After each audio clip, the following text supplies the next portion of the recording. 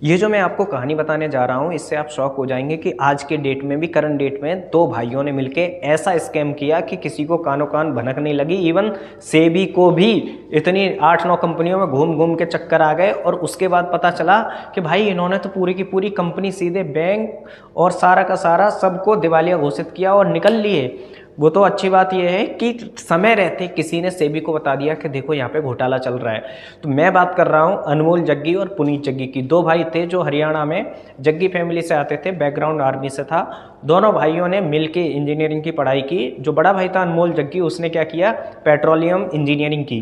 तो वो इधर उधर जाता था, कंपनीज में जॉब करता था। उसके बाद उसने देखा कि सोलर इंडस्ट्री में काफ़ी पैसे कमा सकते हैं, उसमें प्लांट वगैरह लगाने के। और इन्होंने बातें भी की, भाई पर्यावरण बचाओ, ऐसा करो वैसा करो। मोस्टली जितने भी ईवी के प्लांट हैं या सोलर प्लांट वो इसी थीम पे काम करते हैं। तो क्योंकि इंडिया में अभी सोलर का और ईवी का बूम है तो इन्हें लगा कि इसको शुरू करना चाहिए। तो जेंसॉल नामक एक कंपनी रजिस्टर की जनरेशन सोलर पैनल की, और वहाँ से देखते ही देखते इन्होंने बिजनेस शुरू किया और 2021-22 में इन्होंने 100 करोड़ का बिजनेस बना दिया। अब क्या है, धीमे धीमे यहाँ पे इन्वेस्टर आने लगे और ये भी इन्वेस्टर से पैसा उठाने लगे। अब होता क्या है ना कि कई बार जब आपके पास पैसा आता है तो आदमी बहुत ज़्यादा हवा में उड़ने लगता है। तो इन्होंने क्या किया कि भाई कैमेलियाज में, द कैमेलियाज करके गुड़गांव की एक बहुत ही हाई पॉश सोसाइटी है, वहाँ पे 50 करोड़ के आसपास का बंगलो ले लिया। करोड़ों के इन्होंने गोल्फ पैकेज और गोल्फ सेट्स खरीदे जिससे कि भाई हवाबाजी फुलटू हो सके। और इनकी कंपनी का नाम था ब्लू स्मार्ट। आपने देखे होंगे ईवी जो कैब थी वो ब्लू करके ब्रांडिंग जो स्क्रीन पे भी आपको दिख रही है वो ब्लू स्मार्ट करके इन्हीं की थी, दोनों जग्गी ब्रदर्स की। अब ब्लू स्मार्ट कैब्स में क्या था कि 8,500 एक्टिव कार्स थी। ये क्या करते थे, ड्राइवर को कमीशन बेस्ड नहीं रखते थे, ड्राइवर को रखते थे सैलरी बेस्ड। और मतलब इन्होंने इतने स्मार्ट वे में इस स्कैम को किया कि लोगों को पता नहीं चल पाया। इन्वेस्टर का पैसा तो फूंका सो फूंका ही, साथ में क्या करते थे कि अपनी ही कंपनी जो कि जेंसॉल थी बड़े भाई की, उससे कार को किराए पे लेते थे और ब्लू स्मार्ट कंपनी जो कि कैब सर्विसिंग देती थी उसको चलवाते थे और रेंट सारा जाता था जेंसॉल को। अब देखा जाए तो दोनों कंपनियां इंटरकनेक्टेड हैं। तो होता यह है कि जेंसॉल इन्वेस्टर का पैसा ले रही थी, गवर्नमेंट से फंड्स उठा रही थी, बैंकों से फंड्स उठा रही थी और ईवी ला के इनके ब्लू स्मार्ट को दे रही थी। अब जैसा कि मैंने बताया कि 8,500 गाड़ियाँ रोड पे दौड़ने लगी। इन्होंने कहा हम पर्यावरण को बचाएंगे। पर्यावरण को बचाते बचाते पैसा अपनी 9 कंपनियों में बचा बचा के ट्रांसफ़र कर दिया। अब सडनली क्या होता है कि इन्हीं के ऑफिस का एक कर्मचारी जाता है और सेबी के कान में, मतलब उसको अज्ञात रूप से मेल कर देता है कि कंपनी में बहुत ज़्यादा घोटाला चल रहा है। ये पिछले जून 2024 की बात है। अब जब सेबी इसको स्कैन करना शुरू करती है तो पता चला कि हाँ, इन्होंने शेयर को भी मैनिपुलेट कर रखा है, खुद के शेयर खरीदवाए, बिकवाए, साथ में इनके जो शेयर को 10 छोटे शेयर में बदलने का प्लान था, सेबी उस पर रोक लगा देती है।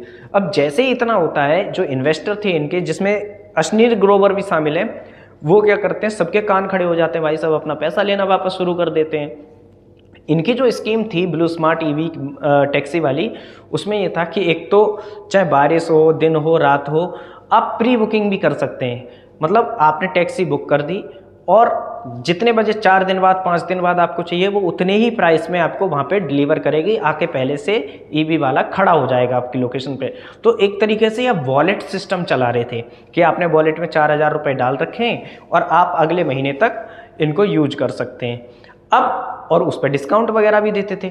अब होता क्या है कि सडनली पता चलता है, जो 8,000 गाड़ियों को चलाने के लिए अप्रॉक्सीमेट 10,000 के आसपास ड्राइवर इन्होंने हायर कर रखे थे, सडनली उन सबको पता चलता है कि एप्लीकेशन हो गया बंद, सब के सब हो गए बेरोजगार, सबकी नौकरियां जा चुकी हैं, सारे के सारे लोग हो गए कि भैया अब क्या होगा।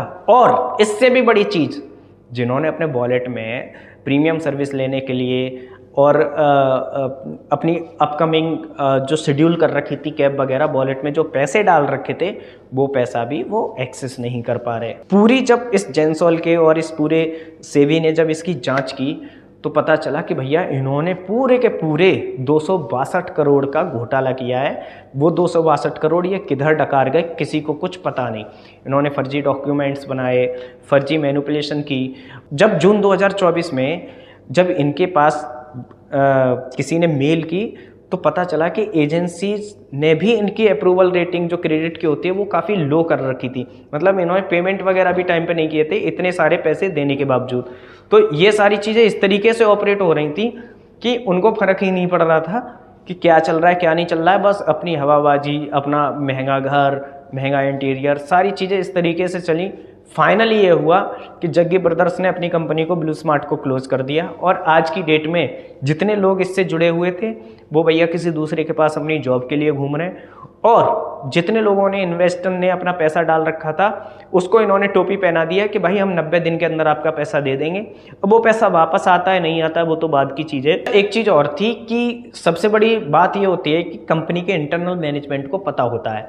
जैसे ही सेबी इंक्वायरी के लिए इनके पुणे वाले प्लांट में पहुंचती है रैंडम, होता यह है कि इनके सारे एम्प्लॉय बीपी से लेके सीवीओ से लेके चीफ बिजनेस ऑफिसर और डायरेक्टर से लेके एक एक करके ना रिजाइन करना शुरू कर देते हैं। उसके बाद कुछ दिनों बाद ऑपरेशंस हेड छोड़ के चले जाते हैं, सेल्स बीपी छोड़ के चले जाते हैं।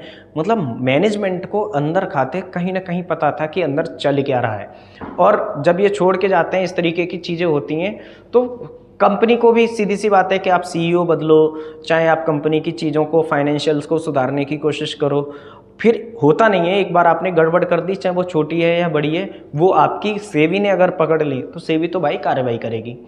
और फिर क्या था, दिल्ली के एक होटल से छोटे भाई को पुनीत जग्गी को उठा लिया सेबी ने और ईडी ने मनी लॉन्ड्रिंग का केस फाइल किया। आज की डेट में कंपनी बिल्कुल ख़त्म है। अब इनके बिजनेस लेसन से हमें सीखने को मिलता है कि हमेशा अपने फाइनेंशियल और अपनी क्रेडिट अप्रूवल रेटिंग सुधार के रखिए और इस तरीके की चीज़ें करना ज़रूरी है, क्योंकि जब तक आप नहीं करेंगे ऐसी चीज़ आपकी रेटिंग खराब होगी और आपको आगे चल के फाइनेंशियल फ्रॉड में फंसने से भी आप बच सकते हैं। तो कुल मिला के यही है कि ज़्यादा मैनिपुलेशन ना करके अपना काम करिए। और जैसे बहुत जल्दी एक्सपेंड करने के चक्कर में इन लोगों ने बहुत ज़्यादा डेप्ट लिया, और ऐसा भी मत करिए कि आप जो डेप्ट ले रहे हैं वो चुका ना पाए, क्योंकि ये प्रॉब्लम ऐसी है ये किसी को भी हो सकती है। इन्होंने इवन आप यकीन नहीं मानेंगे, इन्होंने 25 लाख के अपने क्रेडिट कार्ड के बिल दे रहे हैं इन्वेस्टर के पैसे से। तो इस तरीके की हरकतें जब कोई भी बिजनेसमैन करता है तो वो कहीं ना कहीं डूबता ही है। और ये मोटा मोटी क्या होती है, हवाबाजी। हमारे यहाँ की लोकल लैंग्वेज में इसको बोलते हैं कि भाई बहुत हवाबाजी कर रहा है। आपको करोड़ों के गोल्फ के पैकेज, गोल्फ के सेट लेने की क्या ज़रूरत है भाई? एम्प्लॉय की सैलरी तुमसे दी नहीं जा रही है, खुद हवाबाजी करते घूम रहे हो। तो ये चीज़ें बहुत ज़रूरी हैं। अगर इन्होंने ये किया होता तो मुझे लगता है ये इतनी अच्छी ईबी कंपनी ब्लू स्मार्ट कभी बंद नहीं होती और इतने सारे लोगों का पैसा नहीं फंसता, ना ही इन्वेस्टर का पैसा फंसता। ऐसे ही बिजनेस से जुड़ी हुई इन्फॉर्मेशन के लिए जुड़े रहिए हमारे साथ।